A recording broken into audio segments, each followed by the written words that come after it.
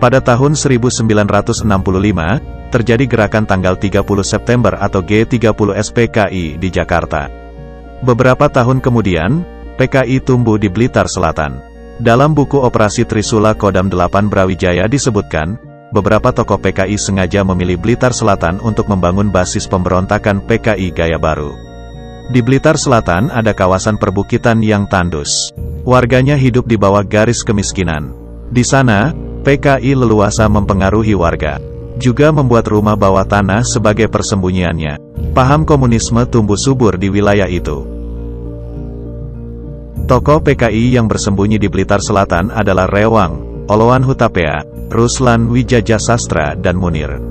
Hasil rapat Politbiro Komite Sentral, CC, PKI pada April tahun 1967, mereka membentuk kepengurusan baru. Ruslan ditunjuk sebagai Ketua PKI Blitar Selatan. Sementara Oloan ditunjuk sebagai Ketua Departemen Organisasi PKI baru di Blitar Selatan. Lalu Rewang diberi tanggung jawab sebagai Ketua Departemen Agitasi dan Propaganda dan anggota Pleno PKI. Sedangkan Munir menjabat sebagai Ketua Departemen Perjuangan Bersenjata PKI Blitar Selatan. Kekuatan baru mereka galang dengan mempengaruhi warga sekitar dengan ideologi komunis. Disertai janji manis akan memperbaiki taraf perekonomian mereka. Pelatihan kursus kilat perang rakyat, KKPR, juga diberikan. Rakyat dipersenjatai. Munir menguatkan latihan fisik itu dengan memberikan tesis perang rakyat. Sedangkan Oloan memompa semangat pemberontakan warga dengan menyampaikan materi membangun kembali PKI. Serta materialisme dialektika yang diberikan Ruslan. Untuk mendukung stok logistik, warga yang sudah tersusupi paham komunis diperintah merampok hasil panen para petani. Tak segan mereka menganiaya, bahkan membunuh jika petani tidak mau menyerahkan hasil panennya. PKI Gaya Baru Blitar Selatan menebar teror dengan sandi gerakan pembasmian rumput beracun, yakni perampokan, penculikan dan pembunuhan. Sasarannya, para pelaku pembantaian orang-orang PKI pada peristiwa tanggal 30 September tahun 1965. Konsolidasi kekuatan mereka galang. Secara organisasi, PKI Gaya Baru membentuk struktur mulai tingkat pusat, Komite Sentral, Provinsi, Komite Daerah Besar Kabupaten, Komite Seksi Kecamatan, Komite Subseksi, Desa Kelurahan, Komite Resort Besar, dan Perdukuhan, Komite Resort.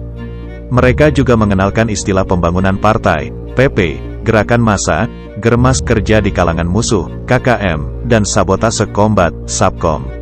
Di sejumlah daerah didirikan komite proyek, Kompro, sebagai basis gerakan dengan Blitar Selatan sebagai pusat gerakan. Seperti daerah Suruh Wadang, Maron dan Ngeni, SMN, sebagai basis Kompro. Aksi teror yang mereka lancarkan, membuat suasana Blitar Selatan sangat mencekam. Antar warga saling curiga, pembunuhan dengan mudah terjadi, hanya atas dasar sentimen pribadi tanpa ada bukti.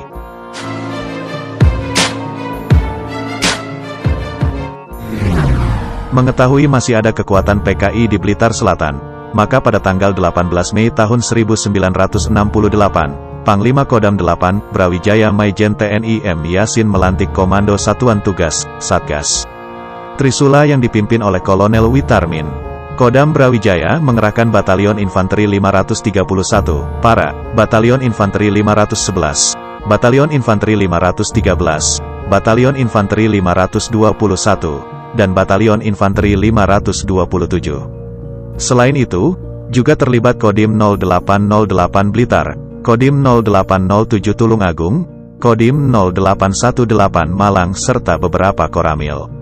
Resimen Pasukan Komando Angkatan Darat dan TNI AU juga diterjunkan untuk membantu jalannya operasi. Dalam buku Dinas Penerangan Angkatan Udara, 2004, Sejarah Angkatan Udara Indonesia, tahun 1960 sampai tahun 1969, Madison, University of Wisconsin juga dituliskan, untuk mendukung operasi ini, Panglima Komando Wilayah Udara 4, Komodor Udara Suwoto Sukendar mengeluarkan surat perintah pada tanggal 6 Juni tahun 1968, tentang pembentukan Satuan Tugas Operasi Udara Elang dipimpin oleh Mayor Udara Sugiantoro.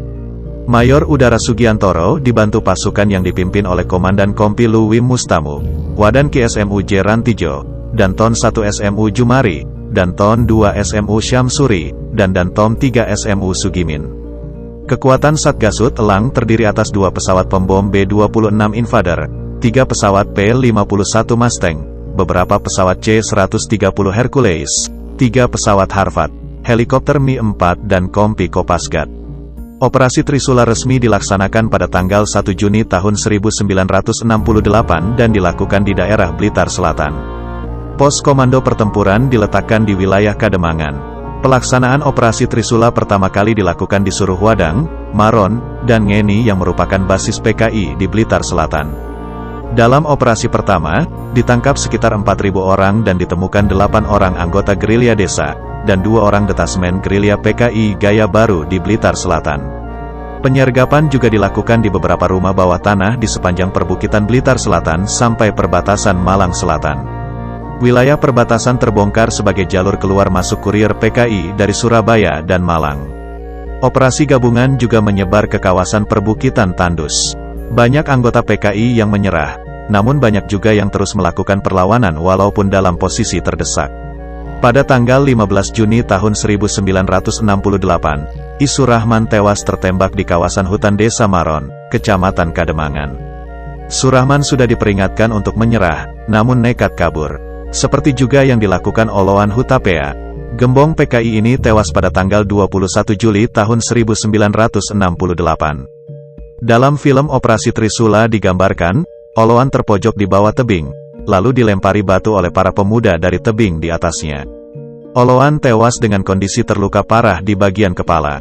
Sementara tokoh PKI lainnya ditangkap dan mereka menjalani proses persidangan subversif di Jakarta. Seperti Munir, Ruslan, Sukatno dan istrinya yang merupakan tokoh Gerwani, yakni Lis Sukatno.